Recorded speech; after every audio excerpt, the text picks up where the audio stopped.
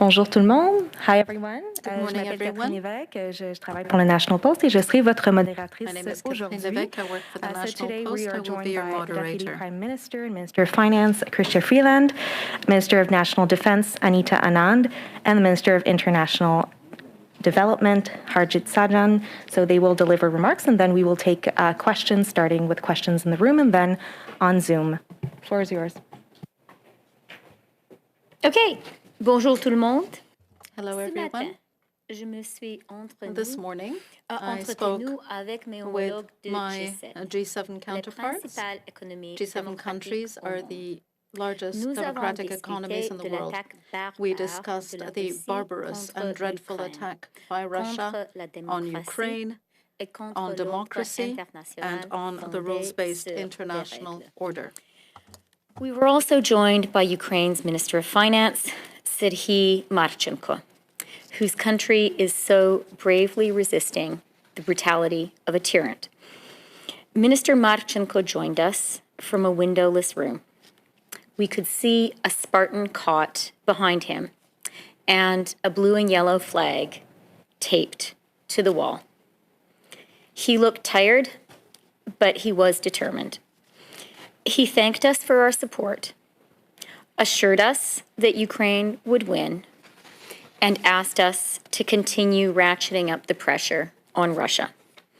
Les ministres de G7 ont fait le point G7 ministers have set out the coordinated and devastating sanctions that we have imposed on the Russian economy.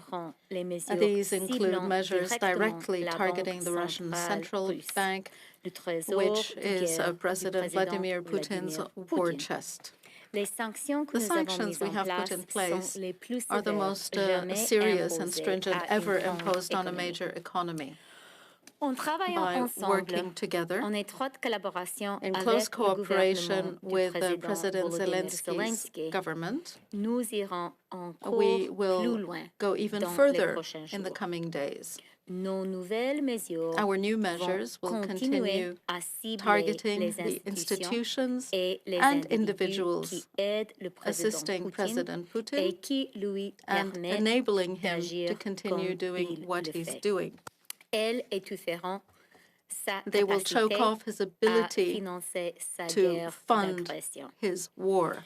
And on this point, we are resolute because as the G7, Canada, Germany, France, Italy, Japan, the United Kingdom, and the United States, we understand the stakes of this great conflict between democracy and dictatorship.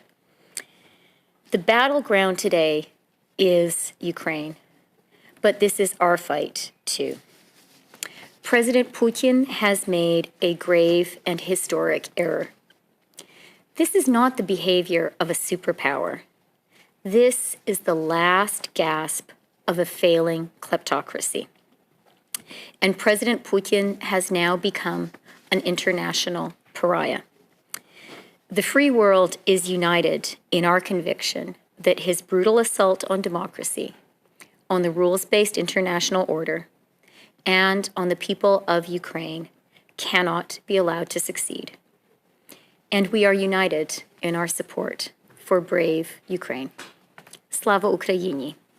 And now I turn over the floor to my colleague, our Minister of International Development, Minister Sajjan. Harj, please. Thank you, Deputy Prime Minister.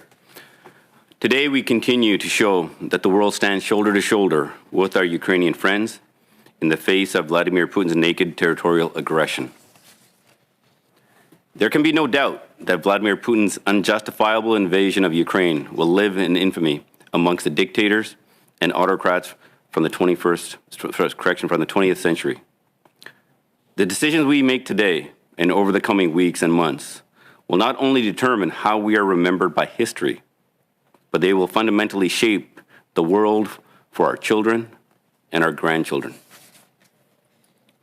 I had the privilege to attend President Zelensky's inauguration, and I think of the words from his speech. He said, "I really do not want my pictures in your offices, for the president is not an icon, an idol, or a portrait. Hang your kids' photos instead. And look at them each time you are making a decision. Now, in the last week, I can't stop thinking about the impact of this unjustifiable aggression that has had on his children and the children of Ukraine, whose lives have been thrown into chaos. Classrooms have been replaced by bomb shelters. Playgrounds have become battlefields. Beds have become the hard ground. It is why, as Canadians, we have and will continue to step up to show that we will stand on the right side of history. It is why today I announced at the United Nations Humanitarian Flash Appeal and the Regional Refugee Response Plan for Ukraine that Canada will be supporting this appeal by providing $100 million Canadian for humanitarian assistance for the people of Ukraine and those who have been forced to flee to neighboring countries. This funding will support life-saving services such as shelter, water, sanitation, as well as food assistance. We will continue to be there with our Ukrainian friends and partners during this difficult time. Slava Ukraini, merci beaucoup. Thank you. Now I'll pass it over to Minister Anand. Thank you so much, Harj. Good afternoon. Like many Canadians, I woke up this morning to more disturbing images of what is happening in Ukraine right now. In particular, the bombardment of residential areas, killing families and children in Kharkiv, and a massive column of Russian tanks approaching Kyiv. To know that civilians, children, and families' lives are being taken is even more horrific. It is important for Canadians, and indeed the world, to pay close attention to what is unfolding right now. At the same time, I want Canadians to know that we are leaving no stone unturned to help our friends in Ukraine by way of support, including military support. Il est important pour les Canadiens et le monde It is important for entier Canadians de and the prêter whole une world attention particulière to pay very à ce particular qu'il se passe à attention ce moment. to what is En même happening temps, at the je moment. veux que les Canadiens At the sachent same time, que I nous want Canadians to ne know négligeons rien pour that aider nos amis we are en not Ukraine par le sparing biais any d'un effort to help soutien our friends in militaire. Ukraine through And when I think military about support. this support that we are providing, I think about it in three tranches. Tranche one. In the last few weeks, we announced approximately $10 million worth of lethal and non-lethal aid, ranging from sniper rifles, carbines, pistols, body armor, and 1.5 million rounds of ammunition, all of which arrived on or before February 22nd. Tranche two. Le 27 février, nous avons On annoncé February que nous allions 27th, we fournir announced une that we aide would provide non assistance, létale supplémentaire additional d'une valeur non-lethal de 25 assistance millions de in the dollars, amount of $25 notamment million, des lunettes de protection, specifically des casques, protective goggles, des helmets, gilets pare-balles et des masques à gaz. bulletproof vests, and gas Tranche three. masks. On February 28th, yesterday, we confirmed that we will send even more lethal aid to our friends in Ukraine in the form of 100 Carl Gustav anti-armor weapons systems, as well as related accessories and scopes, and 2,000 rounds of 84mm ammunition to go with them. Transit. On February 27th, we also approved additional airlift support in the form of CC-130s and up to 50 CAF, Canadian Armed Forces personnel, who will offer the transportation of goods and personnel in support of the Government of Canada and NATO efforts writ large in Europe. The first such flight left for Europe yesterday, and the second is leaving today.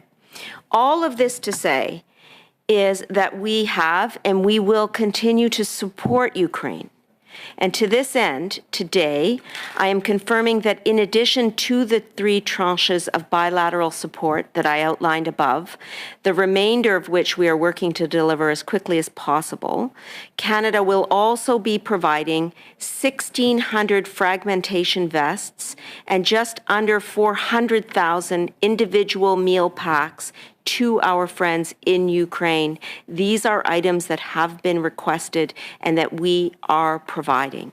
Afin de soutenir davantage l'Ukraine, in order to provide more support to Ukraine, today I confirm that in addition to those 3 tranches of support, we are also delivering the rest of the assistance as quickly as possible. Canada will also provide 1,600 bulletproof vests and almost 400,000 individual meals to our friends in Ukraine. It is absolutely shocking to see Putin use the military equipment that Russia has at its disposal to kill innocent people, and it is important to recognize that all of the countries that stand with Ukraine and that are participating in this effort, Canada included, have much to bring to the table in terms of supplies and support and fortitude. We will keep working hard for the people of Ukraine and for the sovereignty of Ukraine in coordination with our NATO allies. Savla Ukraini. Thank you. Merci beaucoup. Merci au ministre. On va passer à la période des questions. Donc, on a 20 minutes. Thank you. We'll now move to questions. We have 20 minutes. 10 minutes in the room and 10 minutes on Zoom. Please raise your hand on Zoom if you have a question. Questions, 10 in the room, 10 on Zoom. And use the raise hand function if you would like to ask a question. Alors, on va commencer avec Boris Proulx, Le Devoir. Madame la vice-première ministre, vous avez dit vous promettez des sanctions supplémentaires. Votre gouvernement dit que tous les outils seront utilisés dans le futur. À combien le Canada est proche de déclarer la guerre à la Russie? How close is Canada to declaring war on Russia?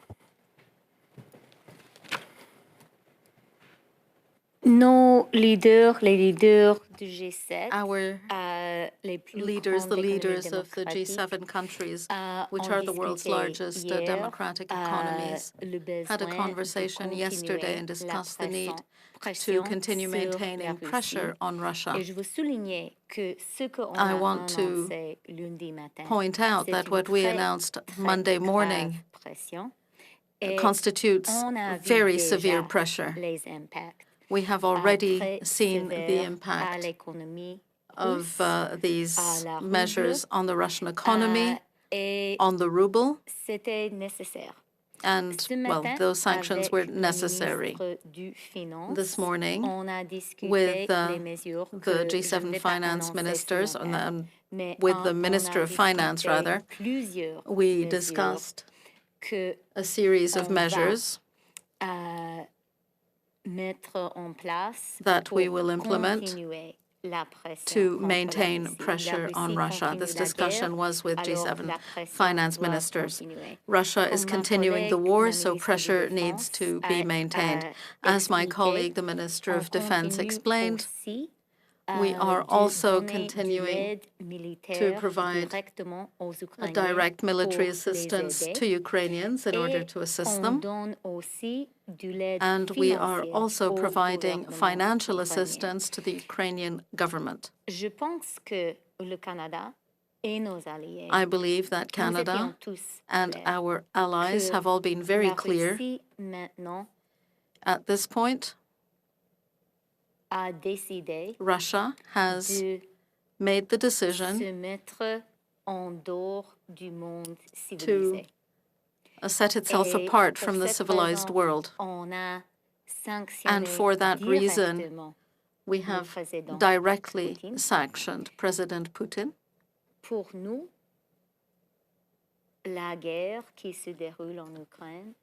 We believe that the war in Ukraine is a war for principles, democratic principles and values, but it is also a war whose outcome will have practical and significant consequences for Canada. In starting a war on Ukraine, a sovereign country, Russia has violated the rules-based international order that came into being after World War II. If Russia were permitted to succeed in this, we would be in a very different world from the world we have all known. And it would be a world very dangerous to Canada. That is why this issue is so important to our government and to all the democracies of the world. Ms. Freeland, you have met President Putin. In your view, is he still rational? You're right. I have met President Putin a number of times, but at this point, I cannot answer your question because I am not here with him at the moment. But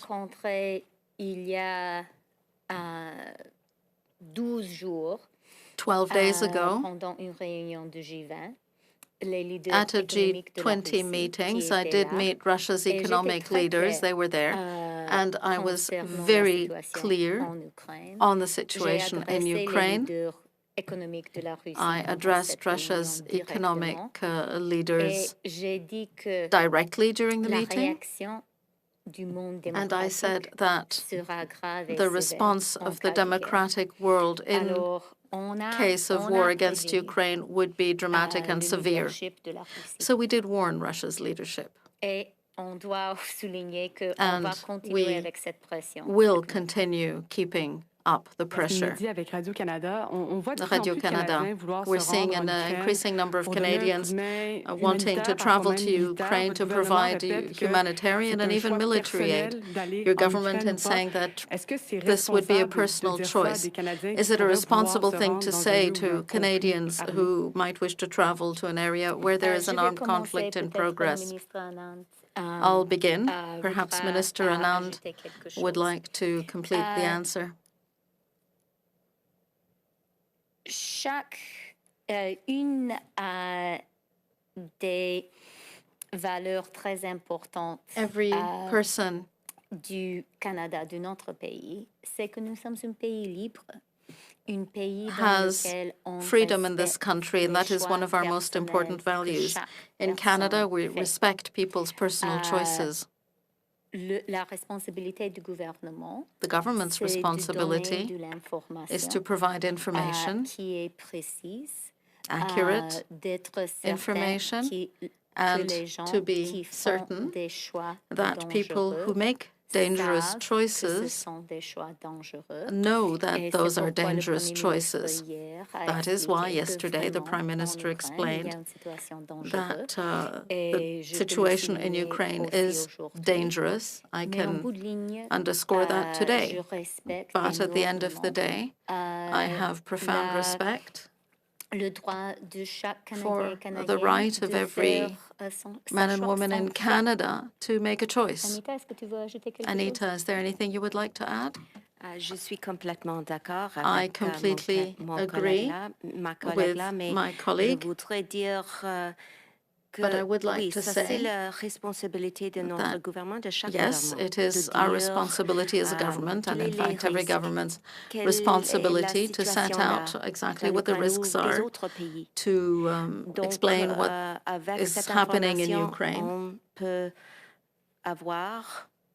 With that information, people can make the choice or the decision to travel to a different country. But yes, the situation in Ukraine is very dangerous, and we would like Canadians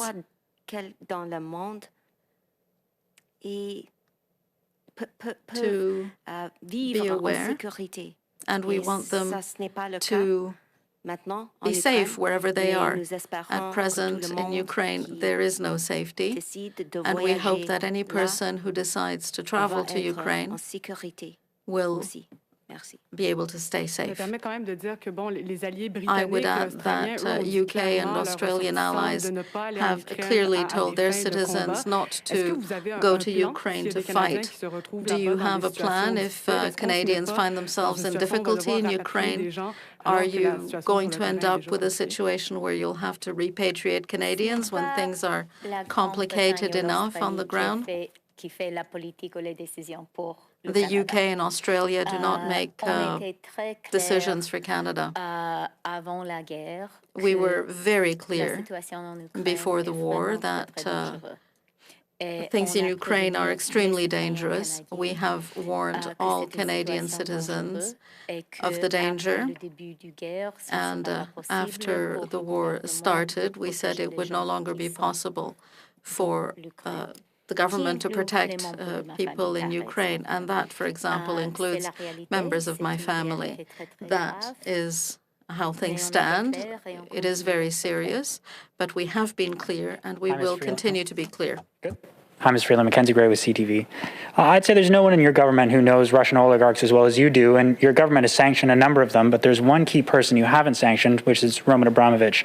He's at the top of Alexei Navalny's list of oligarchs to be sanctioned. He's one of the most prominent oligarchs in the world, and he has substantial holdings in Canada, so why hasn't your government sanctioned him?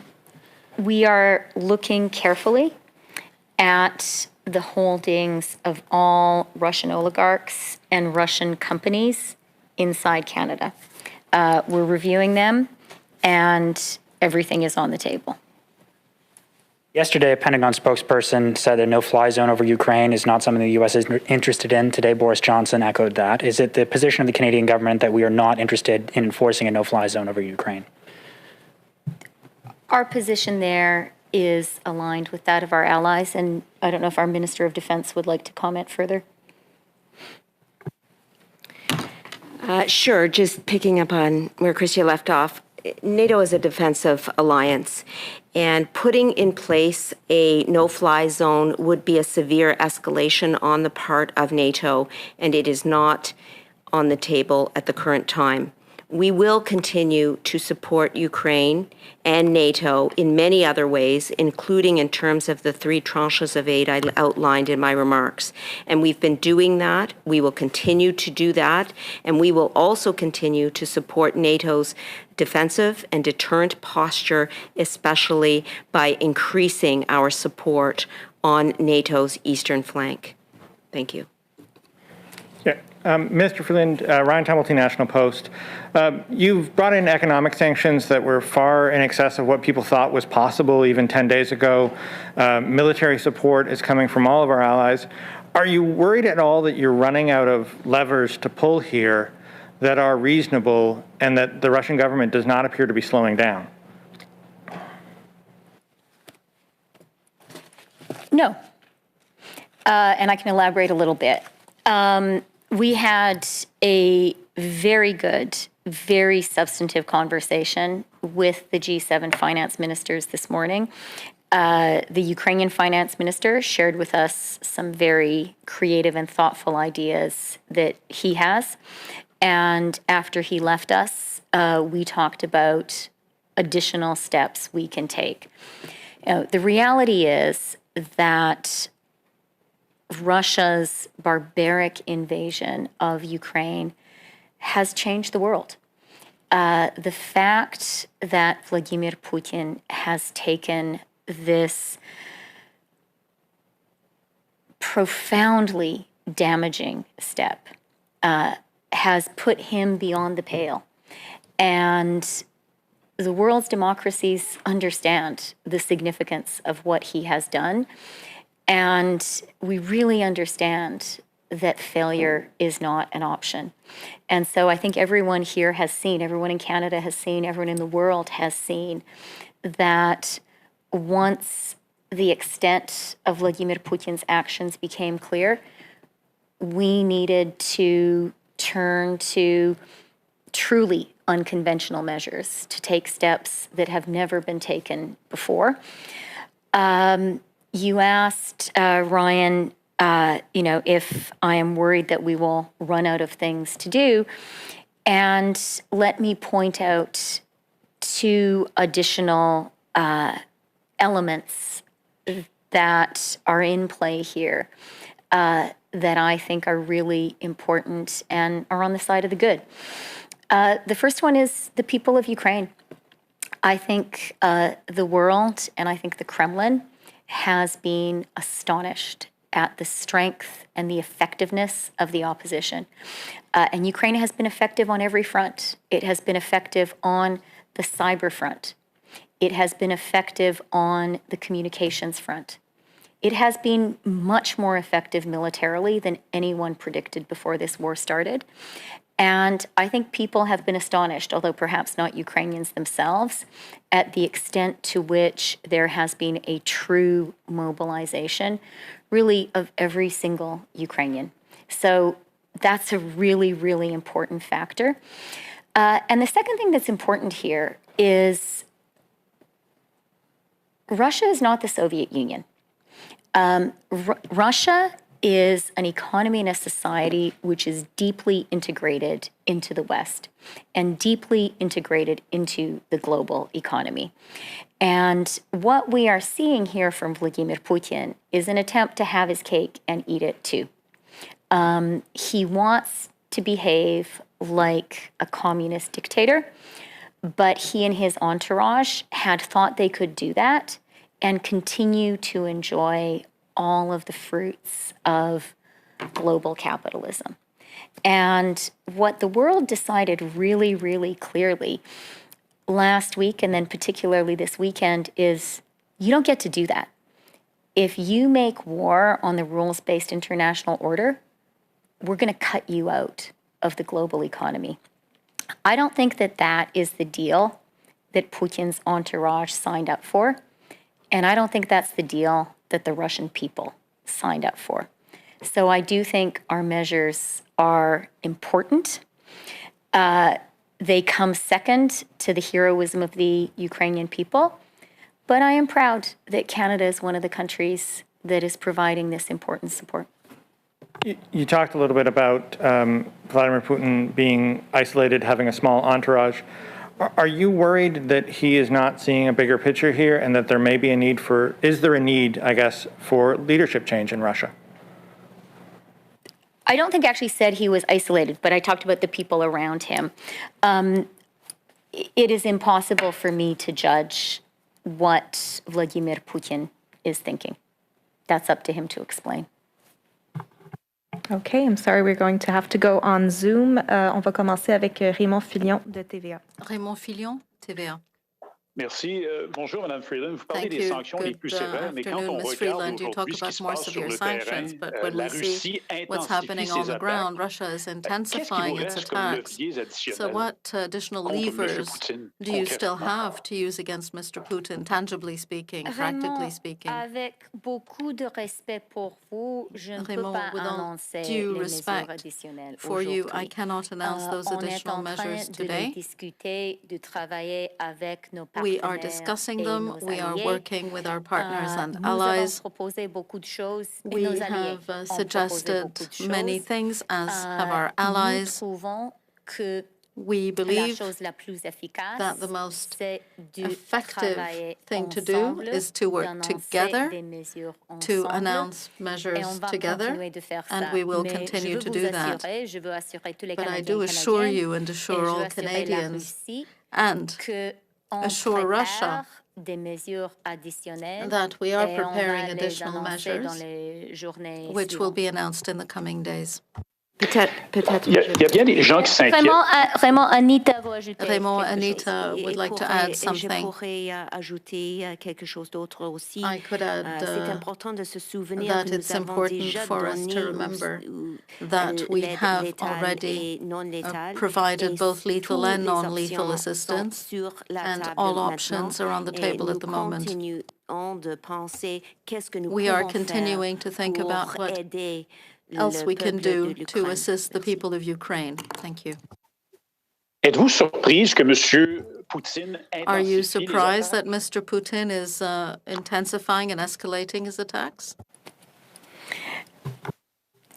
Je pense que c'est toujours I believe that it is always a mistake to predict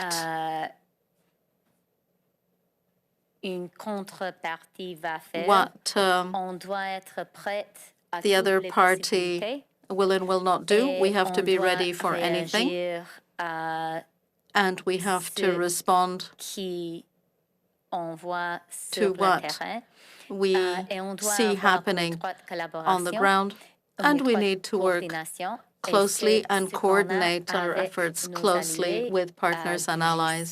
That is what we are doing with the G7 allies and the democratic world. We also need to say that we are coordinating our efforts with Ukraine. Ukraine has shown that it understands the situation and masters it well. Ukraine has very interesting and creative ideas.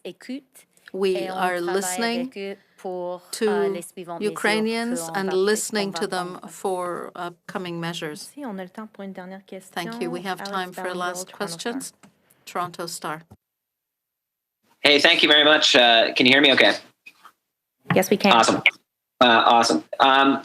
Just following up on Mac's question about Abramovich and the oligarchs that Canada has not sanctioned. I'm just hoping for some clarity on, you're promising additional measures.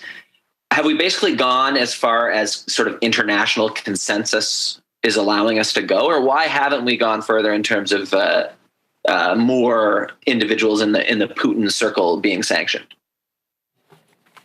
I don't think it's really fair to my colleagues around the world to talk about the conversations we have behind closed doors.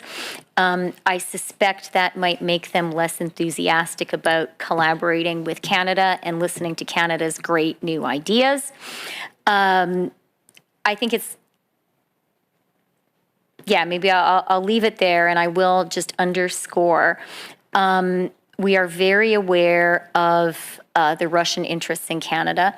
These, of course, are much less significant than Russian interests in most of our partner countries, but we're looking at those closely. And, as I've said, we will have additional economic measures that will be taken in the days to come. Just as a follow-up to that, there's an example of this company that's been in the news a little bit talking about these sanctions. Evraz, the steel manufacturer's got operations in Alberta and Saskatchewan, and it's been a major provider. I think the majority of the pipeline steel for the Trans Mountain expansion has actually come from this provider, this company. Abramovich, for example, is a majority or a major stakeholder. Two other named oligarchs are on the board of management. Are we worried in sanctioning, or are we trying to not sanction companies that if we sanction them, there would be economic pain in Canada? How are we approaching that in terms of companies that have a significant economic presence in Canada that may be tied to oligarchs in Putin's circles? So when it comes to sanctions, let me just underscore that we know that we are the most effective when we act together. And I think that one of the reasons that the sanctions have been much tougher than Russia expected and have had a much tougher impact than anyone expected before this war began is that we've managed to have unprecedented unity among the democracies. If you take, for example, the sanctions on the reserves of the Central Bank of Russia, it really required strong collective action for that to work and have an impact. So I want to emphasize the practical value of acting together with our allies. When it comes to Evraz, let me say a couple of things. The steel that was provided by Evraz for the TMX pipeline was fully delivered by the second quarter of 2021, when sanctions were not in place and the war had not yet begun. I have said, and I really want to emphasize, everything is on the table, and we are looking carefully at the holdings of oligarchs in Canada. Something I learned during our trade wars with the United States, and it feels almost quaint to recall a time when that was our concern. But something that I learned, something that Canada learned, is tariffs and retaliation and sanctions are the most effective when you can devise policies that have the maximum impact on the counterparty whose attention you are seeking to get, and do the minimal damage to yourself. And certainly the Western world has thought about that in putting together the sanctions package against Russia. But I think we all also really have understood that at the end of the day, if we are truly determined to stand with Ukraine, if the stakes in this fight are as high as I believe them to be, we have to be honest with ourselves. I have to be honest with Canadians that there could be some collateral damage in Canada. And that's something that the G7 finance ministers discussed very early this morning. We spoke candidly with one another, and we said, in order to be really effective, in order to really have an impact, we are going to have to be prepared for there to be some adverse consequences for our own economies. Of course, that is much, much, much more true for our European partners than it is for us, but it's the reality. And I think that that's something, Canadians are smart. I think Canadians understand that. I really do believe that Canadians understand the stakes of this fight. And I believe that Canadians understand that we need to be prepared to do things that are hard, to do things that are costly, to avoid something which would be much more damaging to Canada, which is a successful occupation by Vladimir Putin of Ukraine, with all of the consequences that that would have. Okay. Ceci met fin à la conférence de presse. C'est tout le temps qu'on a aujourd'hui. That concludes our press conference. That's all the time we have. Have a great day.